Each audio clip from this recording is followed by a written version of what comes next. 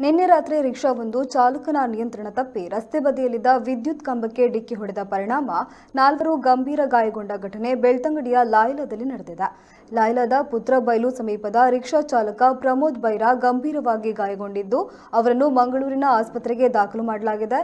ರಿಕ್ಷಾದಲ್ಲಿದ್ದ ಇತರ ಪ್ರಯಾಣಿಕರಿಗೂ ಸಣ್ಣಪುಟ್ಟ ಗಾಯಗಳಾಗಿದ್ದು, ಇನ್ನು ಘಟನಾ ಸ್ಥಳಕ್ಕೆ ಬೆಳ್ತಂಗಡಿ ಸಂಚಾರಿ ಠಾಣೆಯ ಪೊಲೀಸರು ಭೇಟಿ ನೀಡಿ ಪರಿಶೀಲನೆ ನಡೆಸಿದ್ದಾರೆ.